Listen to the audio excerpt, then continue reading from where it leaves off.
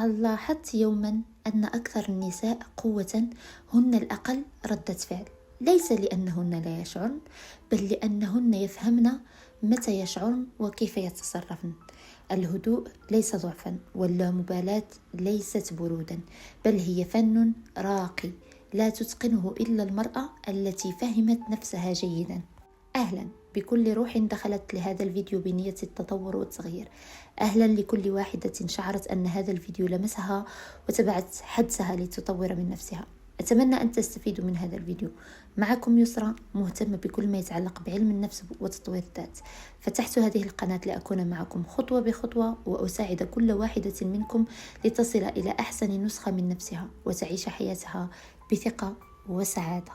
أولا، يجب أن نعرف ما هي اللامبالاة الراقية وماذا أقصد بفن اللامبالاة. اللامبالاة الراقية ليست أن تتجاهلي كل شيء أو أن تصبحي باردة المشاعر، بل هي أن تختاري ما يستحق طاقتك وما لا يستحق، بمعنى أنه ليس من الضروري أن تردي على كل كلمة أو تنخرطي في كل نقاش أو تتأثري بكل رأي. لنفترض أن هناك شخص ما قام بانتقادك أمام الآخرين. ردة فعلك هنا هي ما سيجعلنا نعرف هل حقا تتقنين فن اللامبالاة أم لا.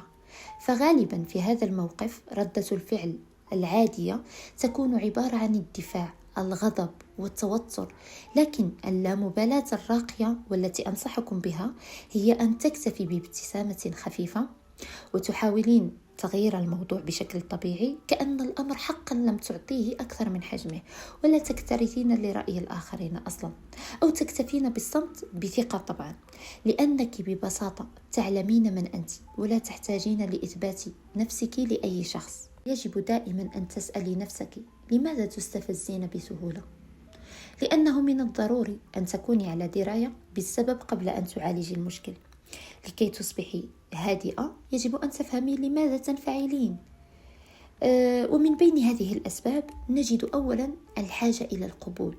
عندما تعتمد قيمتك على رأي الآخرين، أي كلمة قد تهزك. إذا مدحك شخص ما تشعرين بالثقة والحب تجاه نفسك، وإذا انتقدك شخص آخر أو سمعت لتعليق سيء في حق نفسك صدقت الأمر واحتقرت نفسك أكثر وربطت قيمتك بما قيل لك، وهذا أكبر غلط، لأن قيمتك ليست مرتبطة بأي أحد مهما كان.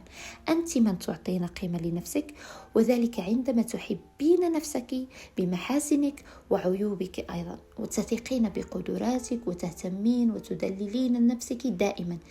أظن أنني أعدت كلمة نفسك بأكثر من مرة أو بكثرة، لذلك فنفسك ثم نفسك ثم نفسك. ثانيا، التراكمات العاطفية.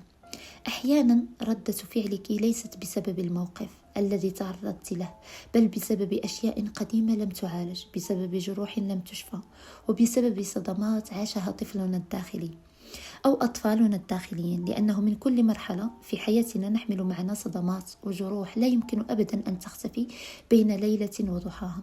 تخلي، رفض، إهمال، عنف، تنمر، ألم يظهر في كل موقف قد يحيي تلك الآلام من جديد ويجعلنا نقوم بردة فعل قوية رغم أن الموقف قد يكون بسيط ولا يستحق. وأنا متأكدة أن الكثير منكم قد تعرضن لمثل هذه المواقف، وعندما تهدئين تسألين نفسك لماذا قمت بذلك التصرف؟ لماذا غضبت لتلك الدرجة؟ كأن الشخص الذي قام بذلك الفعل ليست أنت.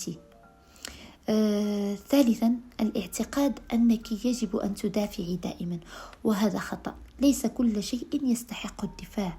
مثلا عندما يحكم عليك أحدهم ويقول لك أنت لا تفهمين، أنت لست ذكية، إذا كنت غير واثقة من نفسك من قدراتك ستغضبين، ولكن إذا كنت واثقة ستفكرين على أن هذا رأيه وليست حقيقتي. حسنا، الآن سنذهب إلى السؤال المهم في هذا الموضوع، وهو كيف تصبحين امرأة هادئة لا تستفز؟ وبخطوات عملية سأعطيك وستفيدك في حياتك اليومية أكيد إذا طبقت الأمر كما يجب. أولا، تمرني على التأخير قبل الرد. اجعلي بين الشعور وردة الفعل مسافة. دائما عدي إلى 5، خذي نفسا عميقا وحاولي دائما أن تسألي نفسك هل هذا يستحق الرد أو فقط سأكتفي بالصمت، لأنه عندما تتأخرين عن الإجابة في أي موقف كان تتجنبين ردات الفعل العنيفة والدفاعية والتي تجعلك تقولين أشياء قد تندمين عليها فيما بعد، كما أنها تحفظ أيضا طاقتك من الاستنزاف وتفكرين في الإجابة المناسبة لذلك الموقف دون مبالغة.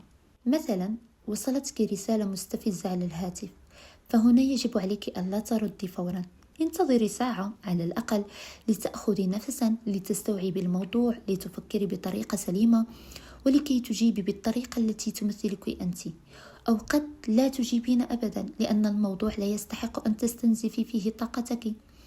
وموضوع الرد على الرسائل هذا يستحسن أن يستعمل بشكل طبيعي حتى في الرسائل العادية، خاصة في علاقاتك العاطفية، لأنها تجعلك إنسانا هادئا واثقا من نفسك ومن ردود أفعالك، وتظهر للشخص الآخر أنك لست إنسانة متسرعة، وتعطي لشخصيتك ذلك الطابع الغامض الذي يجعل الطرف الآخر يفكر 100 مرة في كيف يتصرف معك وفيما يجب عليه أن يقوله لك. ثانيا، افصلي بين الكلام وقيمتك.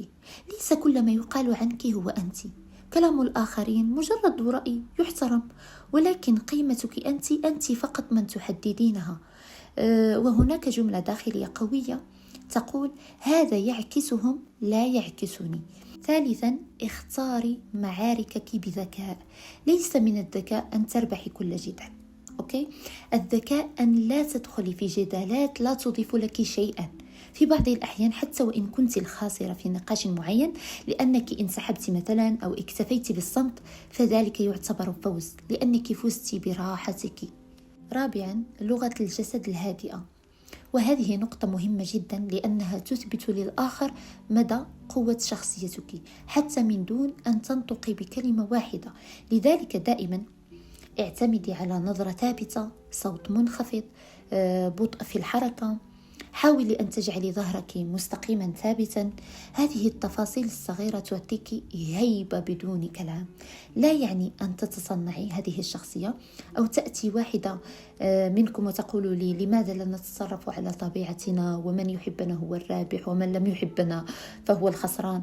أستسمح منك، لكن هذه التفاصيل الصغيرة التي أنا أتحدث عنها هنا ليس الغرض منها أن تتغير من أجل أن تجذبي أو تنالي على حب الآخرين، فأنت تتغيرين من أجل نفسك، من أجل تأسيس شخصية قوية ثابتة تجعلك لا تتأثرين بمن هب ودب وبأي كلام يقال لك. إذا لم تشتغلي على تطوير ذاتك فأنت الأولى المتضررة، لأنك أنت من يتعرض لخيبة أمل وردود أفعال تستنزف طاقتك، وأنت من يحزن ويتألم وليس الآخرين، فهم مجرد أسباب.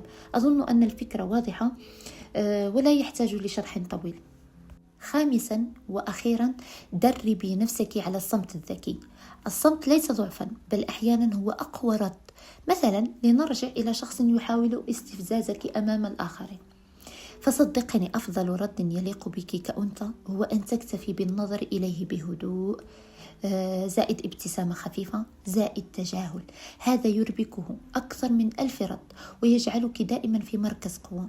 وأظن أننا غالبا في التجمعات التي نحضرها دائما نميل إلى الشخص الهادئ، الشخص الذي يتكلم بحدود ويسمع أكثر مما يتكلم، وهذا الشخص دائما يكون من الصعب استفزازه مهما حاولت.